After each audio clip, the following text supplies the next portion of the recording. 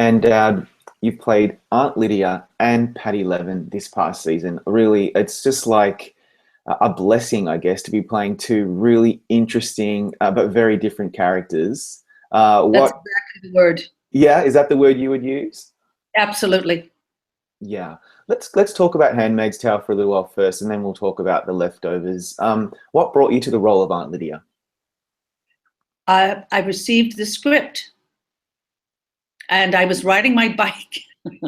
I was in North Carolina filming, and I was riding a bike around, and I had a call from my agent and manager together, and they said, there's a really fabulous script, and they're interested in you for the role of Lydia, Aunt Lydia. So I literally sat down on a bench and read it. And I thought, oh my goodness, you have got to be kidding. So that's how I found out, and I signed on immediately. Yeah, I'm not surprised. And then the show started to be developed and designed, and then it started being made, and then the world changed. And I'm wondering if that would have been slightly surprising, but did you ever expect a show like this, a speculative fiction based on a very famous novel, to become so timely? You know, I'll tell you, when I read it, which was, I was in high school, possibly, I remember having that little pang that one has when fear hits. And not like a horror movie or science fiction per se, but something that rings true. And I thought, I remember just, it's funny, I didn't even think of it much at the time when I read it, that feeling was present. But now I think back on that and I thought, wow. When we began this project, of course, Trump was already gaining momentum, which was absurd in our minds and in everyone's that I've ever been in touch with, because I thought it was a joke, this whole thing with him. What a buffoon, who would ever take him seriously? But no matter how much he disgraced himself and the people and he worked with, or women, or people with disability, no matter what heinous thing he said or did, it never stuck. And that was very curious to me. I thought, how is this possible? For the religious right to get this history of his and hear it right out of his mouth and yet support him. What's going on here? What world are we in? By the time we began filming, he continued to gain momentum. And still I thought, there is no way. There is no way. When he won the election, I was in New York. I was not filming at the time. And I stayed in bed for the day. And I kept texting Lizzie Moss because I knew she was working and she was on set. And we were texting back and forth that Latin phrase about "don't let the bastards get you down." Yeah. And she said that to me first, because I thought, how can this be happening? And how are you even filming? How can you bear it? And she said something that this is what we can do. This is an activist stance, so to speak. It is a way of taking all of that profound shock and rage and putting it into action. It was thrilling in that sense to be able to continue filming and saying, just wait a minute here. We're going to show you what this is. We're going to put faces to it and names to it. If that answers your question in any way. It does. And, you know, I didn't even know if the show would have been such a success, such a sensation, had it not been so timely. Right. You know, I just think it's really hit at the right time. I couldn't agree more. Pardon me. Yeah. You know, it does tackle it tackles a lot of provoking and important issues across the spectrum. Are there any in particular that resonate with you personally?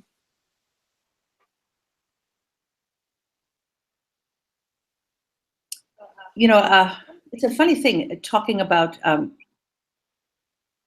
this issue, which has always been present in my life, in any woman's life. And I suppose in all, you know, when we had our opening at the Tribeca Film Festival, somebody asked Lizzie a question. And as you know, she's very bright and she's a wonderful actress and very smart individual. And they were saying, do you think of this as a feminist story? Well, you know, duh. It's clearly a feminist story. But what Lizzie said was, I think it's a human story, which is, of course, true. Somebody pounced on her for that and said, hey, wait a minute. Well, obviously it's a feminist story. But the point is, even if you're the repressor, that is a member of society, and something is going on there. It is not an isolated event that occurs. I grew up in a very loving home, raised as in a conservative Catholic home. And the family business is still up and running today. My brother runs it, and his son has just stepped in. When I was growing up, there was no intention whatsoever to include women. I beg your pardon, I have a bit of an allergy. I have some juice here, excuse me. Have some water, juice, yeah. And it was never an issue that any of my father's daughters, whom he adored, would step into the family business. And I remember my uncle saying, not in my lifetime. And I thought, my goodness, what am I hearing in my own loving family? And I knew we were surrounded by love, and yet that was a basic thing, no way. Now, my brother has a daughter, which is always a saving grace. That's when you begin to say, excuse me, oh, here we go. And she will most likely go into the family business. I believe it took having a daughter understanding. I remember being in school, doing my job, and if a guy, this is early in elementary school, hit me with something or other and I hit him back, I was punished for unladylike behavior.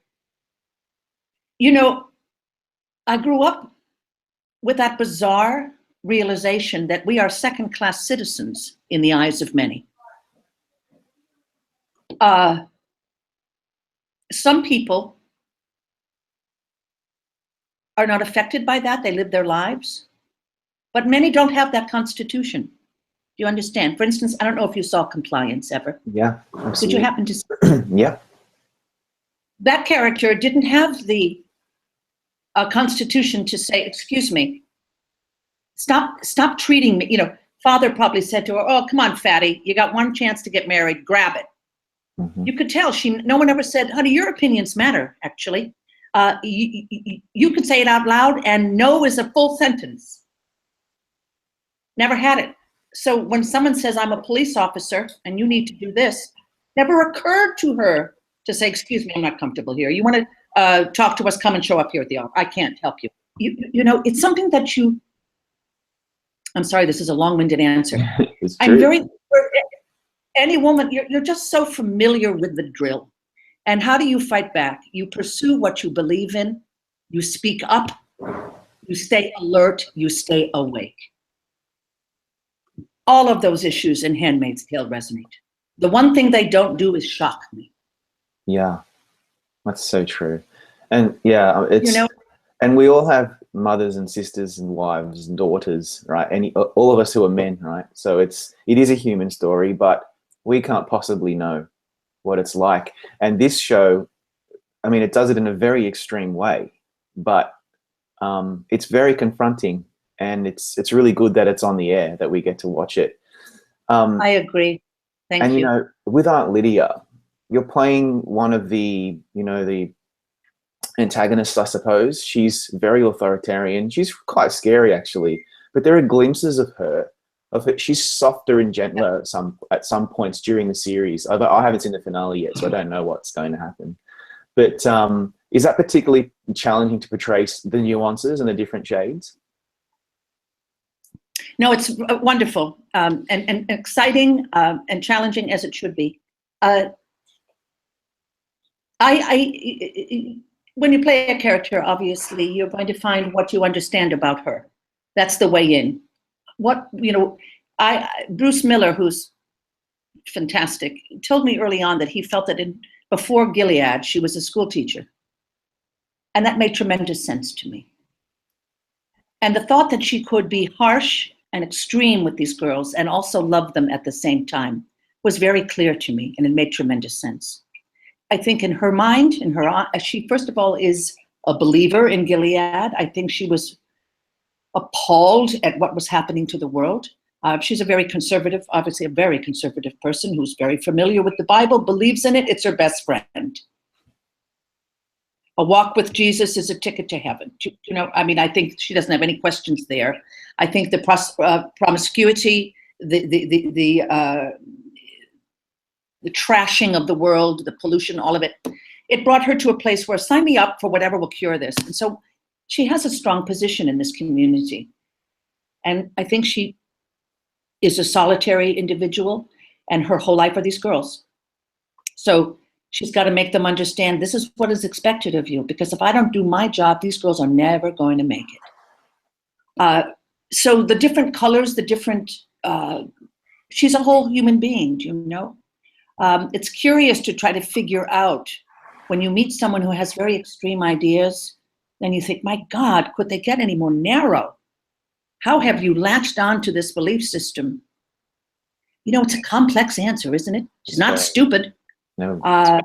Was she, from a very early age, is she one of those ones that never had that brain that said, what? Excuse me? Stop.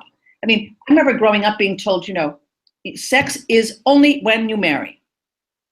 And I remember being a teenager, and I said to my father, who was very loving and tried to understand what the hell I was saying, he said, I said, I don't understand this. I don't understand how you could think that premarital sex is a bad idea.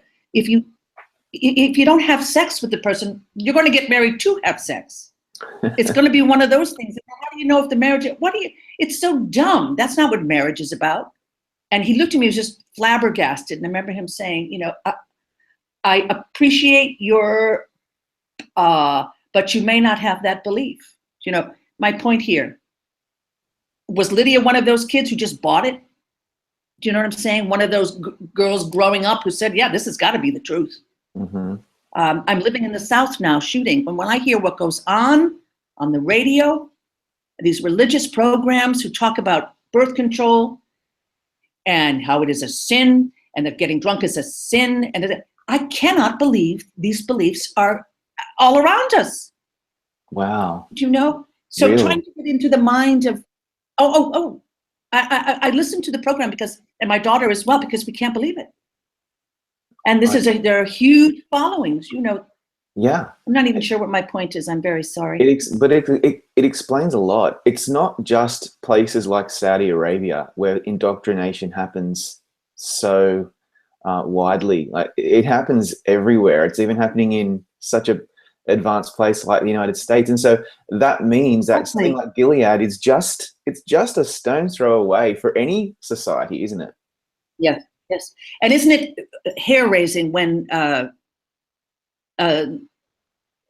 name, June says to her friend, you know, we were on the dance, or maybe she says it in one of her voiceovers, we weren't paying attention. Yeah. And when we finally woke up and got off our damn phones, it had happened. It had gone too far. You know, don't take for granted. I mean, who would have thought that idiots would run the world? Who would have thought that someone like Trump, who has, to me, I can't find anything that's appealing. No. How is it that he's the president of the United States? Right. You know, you have to realize, excuse me, pay attention. Yeah, everybody start paying more attention. Speaking of paying attention, let's talk about the leftovers. Let's change tack because that's a whole different thing. Yes, it is. I spoke to you a year ago, and it was just after International Assassin had aired. And I was under the impression, like most of us, that we had seen the end of Patti Levin. And then when I saw The Most Powerful Man in the World and his identical twin brother, me, like millions of other people, applauded because we knew what was coming. And I would like to know how you came to know that Patti was actually coming back. Okay, I'll tell you exactly. So season 2 ended. And I got a lovely email from Damon, whom I adore deeply, that, you know, talking about Patti and the end of her life and the end of her time on The Leftovers, you know.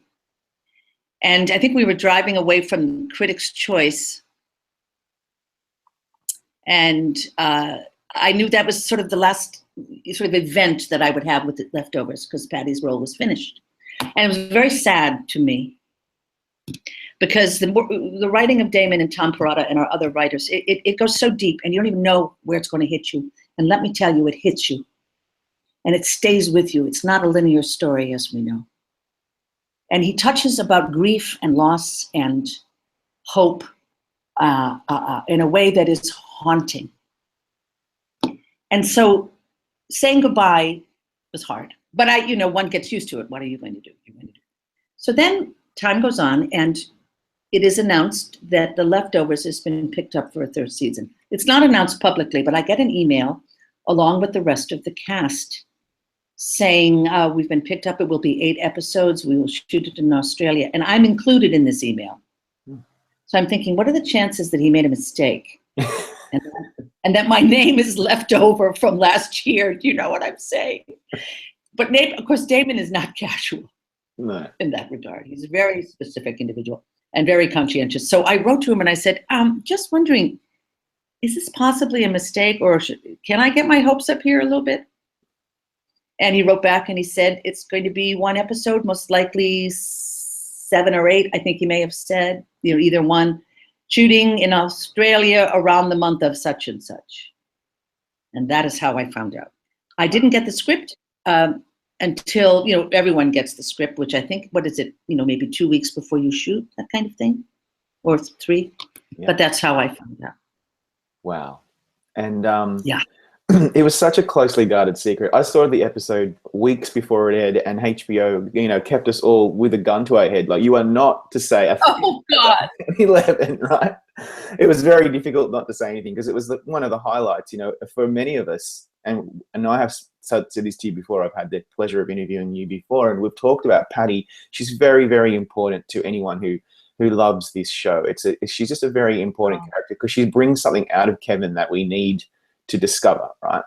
And you said last time that playing it straight was actually it was Damon Lindelof who said playing it straight was really important to you guys because you had to make the absurdity of the premise work, and it did. And in this episode, not only are you playing it straight, but Patti is in no mood. She's just in no mood. She's not in the mood. She's not suffering fools this time. And I want to know how you decided to tackle this very, very very angry and very straight down the line mood that Patti was in. That's such a lovely question. Well, nothing surprises me anymore from Damon or Tom, nothing. So when I read this, it made such tremendous sense to me, what was going on. Sort of to try to answer this simply, after we finished Patti's death in season 1, Justin, whom I will be attached to for the rest of my life, and I said to each other, it's a love story. I may have mentioned that to you when we spoke. And by that I meant what they achieve in their relationship, even against their deepest hopes, is intimacy. And the kind of intimacy that says, I see where you're hiding, I see your faults, I see what you are afraid of, I see what you will not face. And I've been married for 35 years or 33 years. And there are certain things I don't even tell my husband because I don't want anyone to know. And he's the person I'm closest to in the world. And so when you find someone who just says, you know what, bullshit, or I see it, and I just see it. I don't know why you get me and I get you, because we're not a likely couple in that regard, but it is the truth of the matter. And I think when you achieve intimacy on this earth, with all of our fright, it is profound. So in the second season, people would say, what is she? Is she like a ghost, or is she? I said, I have no idea what she is, but she is present in his life. And I asked Damon, what's she doing there? Does she want to help with his relationship with, Nora? And Damon, he wrote back and he said, no, she doesn't believe in relationships. I said, of course she doesn't. Perfect. And she doesn't know why she's there. Last she knew, she killed herself and life was just fine. It was over. But now she's sitting in a truck with him. She doesn't know why. And so she is putting it together as it goes along. He wants her out, but she's still present. And then she's able to admit to him, this just knocked me out. It truly did, the beauty of it. She dies physically in the first season. She's achieved something monumental, which is confidence and belief in her own strength. I knew something was coming. I knew it wasn't my anxiety because I had a shitty husband. I knew, and I was right, and I assumed a leadership role, and I'm going to carry it right through to the end, and I will take my own life because that is what we need to do right now. Let's stop the bullshit. The world is over. Stop going back to the mall and having your ridiculous parades. But what does she do in season 2? She admits her deepest grief, which is, I had a chance to escape that abuse. I won that money in Jeopardy. I had enough to say, you know what, Neil, you can take your life and just hang yourself from our oak tree in the backyard because I am no longer participating in the demise of my own life. She doesn't do it. And when she is able to give that to Kevin and say, I couldn't, then her work on this earth or wherever she is done. Yeah. And she's too afraid to go the next step. And he does that tremendous, brilliant, and he does so. Yeah. Patti comes back. She no longer and now Damon may have a different perspective, but in my mind, she's let go of she's dropped a lot of the armor and the burdens of her own life. So she's going to get right to the point. I am here, Kevin, in the construct you have created for yourself, the place where you keep going back to escape your life. We are going to blow it up. We are going to do something that will not allow you any longer to hide from the essence of who you are and what is meaningful to you. And so this extraordinary way that it happens, the nuclear code, all of it, fabulous. Do you know what I mean? In terms of the amount, who goes there? Damon does. Yeah. Tom. And I was just to be able to return the favor to him, to Kevin.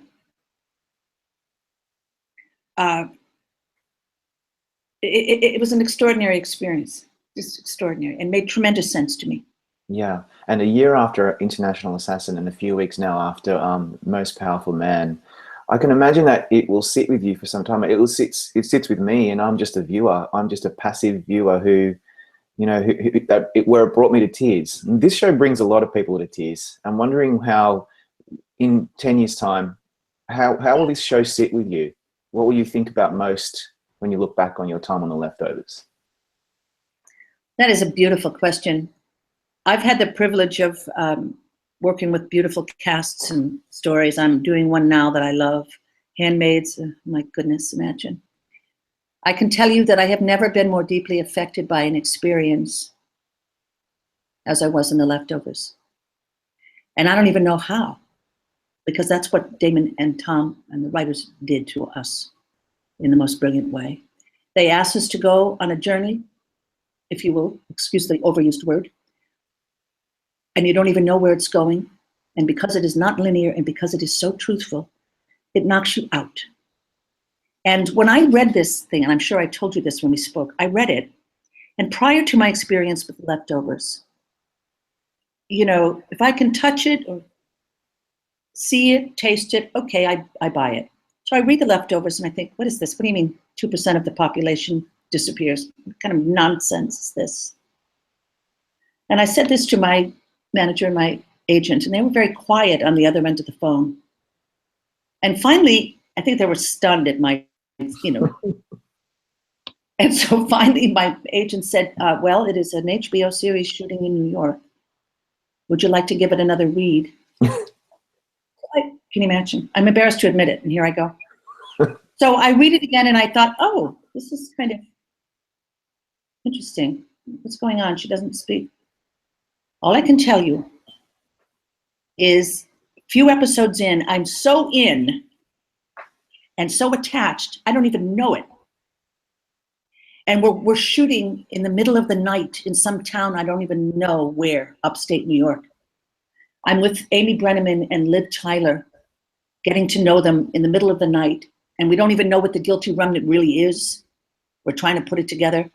I'm coming to know these people for the first time in these extraordinary circumstances, saying these amazing words or not saying any words at all. And may I tell you, not speaking is the most profound experience I've ever had. I was terrified of it. I thought, well, how else do you get what you want? You got to use words. Oh, no, you don't, in fact. Mm.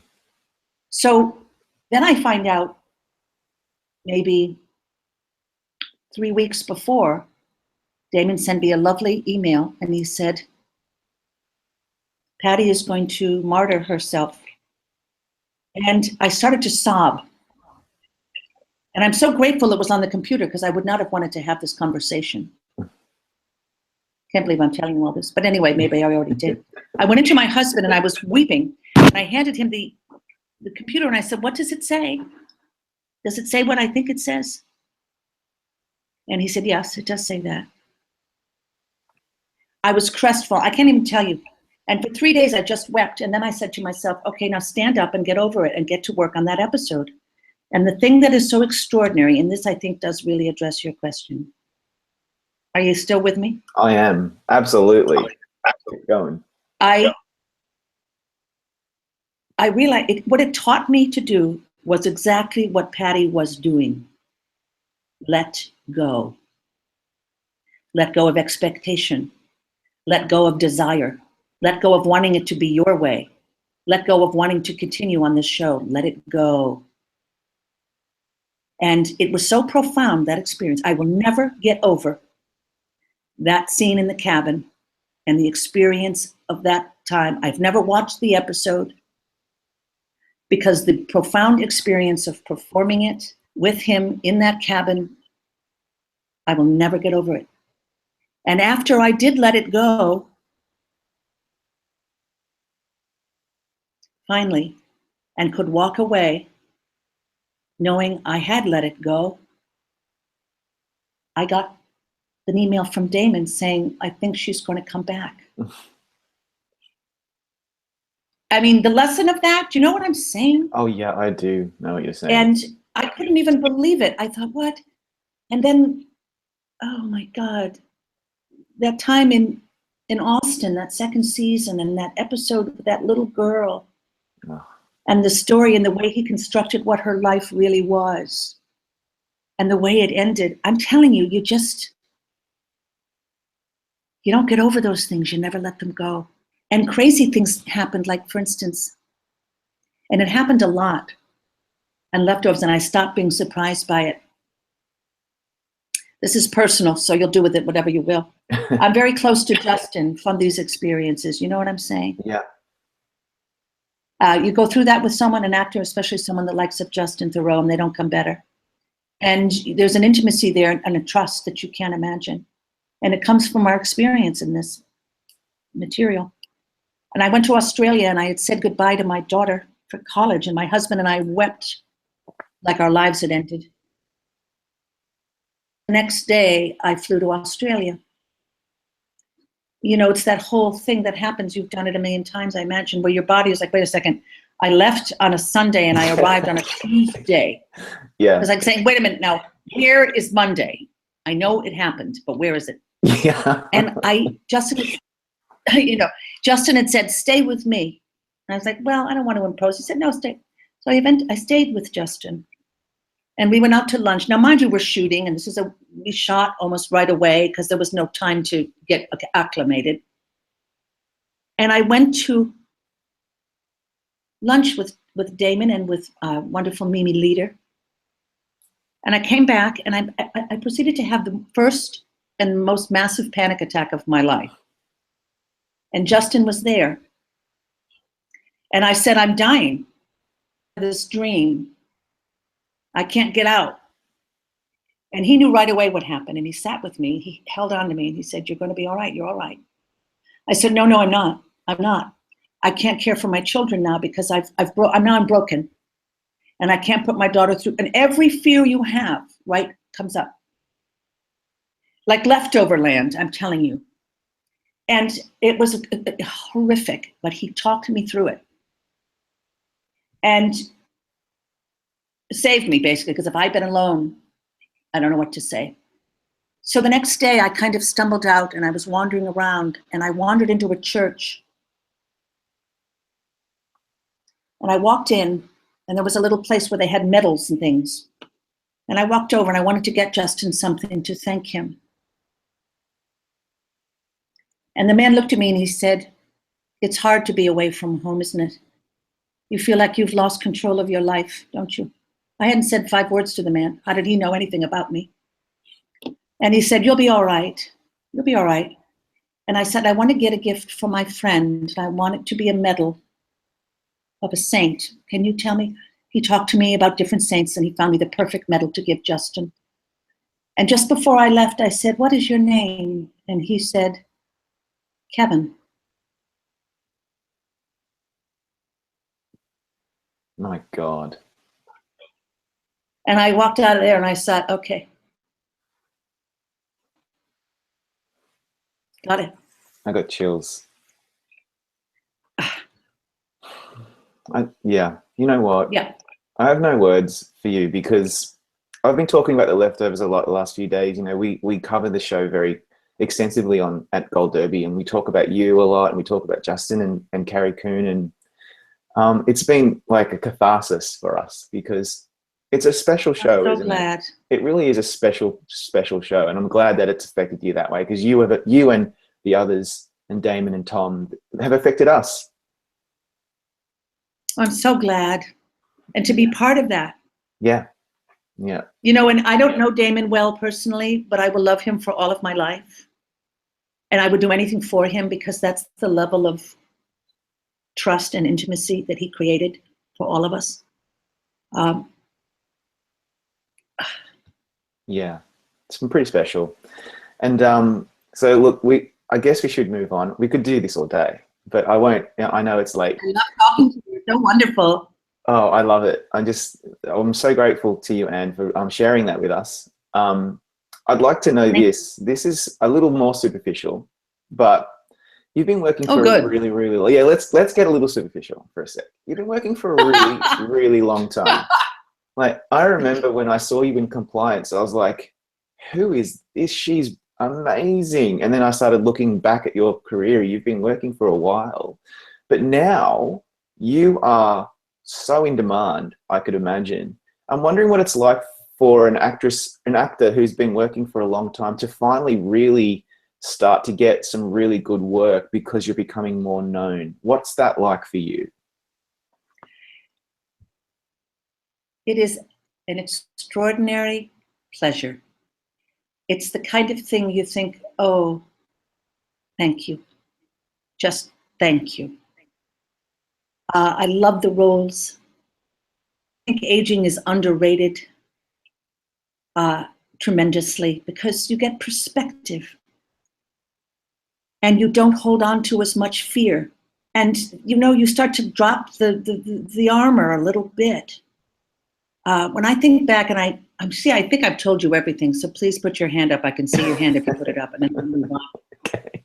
You know, when I was younger, came out of acting school, I was going to be a doctor, first of all, 4 years of pre-med. Mm-hmm. And then I applied to audition for an acting school, and then I write. And all you know when you get out of acting school is I will never give up. I will not let anyone get me down. But man, it is tough, you know? And when you see classmates, I remember going to work as a waitress in my black pants and white men's shirt and ridiculous black tie. And I was walking to work and I looked over and there was a premiere of About Last Night, and getting out of the limo was Elisabeth Perkins, my classmate. Well, she was not going to wait on tables. She was going to become a star. And I remember thinking, I'm going to go mad. I am going to go cuckoo. When is this going to happen? When? Sitting on my porch weeping. You know, there's many bouts of that for an actress or an actor, or probably anybody. Hello. Of course. Yeah, anyone. You just weep away, say, how can this be happening? When is this going to work? When am I blocked? I'm sorry, I'm telling you spooky stories. Anyway, I'm sitting there weeping and I had the strongest voice. I don't know that I heard it, but it's one of those voices you so intensely feel that you think, don't ignore this. And the voice said, it's all going to be fine. It will happen in your 50s. You will be 56, I swear to God. Compliance, 56 years old. Wow. And I remember my reaction at the time was not, oh, thank you so much for the news. I said, oh, no, no. I was shrieking on the porch, my poor neighbors. Until I'm in my 50s. Oh, no, no. Because I think I was like maybe 30. Oh, God, that's a long time. And I thought, I'm waiting. I'm not waiting. This is a lie. Well, you know what? Speaking of journeys, and leftovers reminds us to go back always, to me anyway. What I've had a chance to do, because it took a long time, is to start to let go of the fear. The fear of just doing a role. The fear of saying, I can do this. I'm just going to do this. This is going to be fine. And so stepping into these roles, they make sense to me, these women. Do you know? I'm not wondering, someone said, how did you ever figure out compliance? Wasn't that a stretch? I said, no, I'm sorry. That woman made tremendous sense to me. I didn't, not one line in that script seemed odd to me. So, can you imagine how fortunate to get roles that actually, they just make sense to me. Yeah. Patti, even though, love her, she brings me to my knees. Even though it doesn't make literal sense, it didn't matter one bit to me. She taught me to way open the viewfinder. So the answer to your question is it's just extremely fantastic. Yeah, it is. Sorry, I'm sure there are better words, but and if I think of them, I'll call you. Okay, good. I was reading the Vulture article a couple of days ago with the interview with you and Margot Martindale, and my first reaction was, damn, man, I wanted to be the first person to do that. But when I got over that kind of selfish angle, I then just, I loved it. I ate it up so greedily. It was such a beautiful interview, and I just would love to know, just from talking to you, what do you think about people mixing you two up? I don't really see it, but they really do mix you up a lot. I get a lot of people telling me that. It's hilarious, right? We think it's hilarious. I don't know. I mean, I'm a huge fan of hers. Oh my God. I think we're nothing alike. Nor does Margot. And we find it very just hilarious, really. However, I don't know. I can't tell you how happy I am to be in her company. Do you know, she's just as you would imagine, and I'm sure you've interviewed her. Yeah. She's a straight shooter. Mm-hmm. She's very funny. She's got a huge heart. She gets directly to the point. I can imagine that woman going up to Everest. You know what I'm saying? I think, without pausing. Yeah. And I think, so we play strong women, perhaps. Yeah. I stopped trying to figure it out because,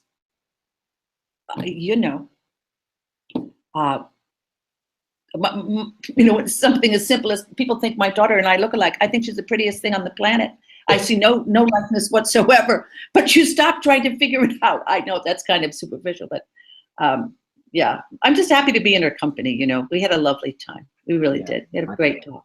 I think it's because you do probably both play strong women, and you're of a certain age and you've been character actors. I hate that term. I don't know what you feel. Do you like that? What a stupid thing to say, but what does that mean? You try not to insult the interviewer who asks you, what does it feel like to be a character actress? You see they're going, well, aren't they all characters? I mean, what's the confusion here? They're all characters, whether they're 20 or they're 25 or they're the lead or they're not. They're all characters. But, it's not a phrase I embrace particularly, but like with everything, you learn to just say, okay, sure, however you want to phrase it, whatever makes sense to you, absolutely, go for it. Yeah. It's probably, it's like calling an actor a journeyman. It just means that you've been working for a long time. You're not Nicole Kidman, but you're respected and admired. I think that's what a character actor means, but it's a stupid thing to say. I just wanted to put that out there. Yeah, I just let it go right over my head. I just think, okay, I didn't hear that phrase, and so no problem. Yeah, you're just an actor. I'm wondering, I think I'm a bit worried about you, Anne. Are you going to do a comedy? Because I think you've done a lot of heavy stuff.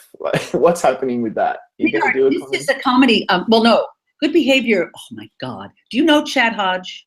No. Have you seen Good Behavior? No. Season 1 by any chance? No, I must put that on my list. Okay, you have to see it because Michelle Dockery, you know Michelle Dockery? That show. Yeah, I know that show. Yeah, that's a good one. Yeah. Yeah. Oh, it's so great. So I play an FBI agent. Oh, nice. But I come in like in the first season, I come in like episode 6 or something like that, 7. Well, this season there's a great storyline for this character. And it's such heaven. It's not a comedy, do you know what I'm saying? But this woman is full of issues, shall we say? Many of which, make me laugh. Yeah, comedy, it would be a great pleasure. And this is, I have to tell you. Good. I think anyway. I think maybe you and Margot Martindale should do a buddy comedy or something. That would kill it. I think we would all be. Ah, what a blast. Many of us at Gold Derby, my colleague Amanda Spears, who she and my other colleague Riley Chow, we talk about the leftovers every week, and we always talk about Emmys. What's going on with the Emmys? Why hasn't the Emmys? We know that Handmaid's Tale is going to do really well at the Emmys. We're hoping the leftovers will as well. And if there's any justice, you will get your supporting actress nomination and your guest actress nomination. And if you don't, I think there's going to be a riot. Thank you so much. Oh, what a lovely thing to say. I appreciate it. We'll see. Thank you, Anne, for your time. We really, really appreciate it. Thank you. What a pleasure to talk to you. Have a lovely rest of your day.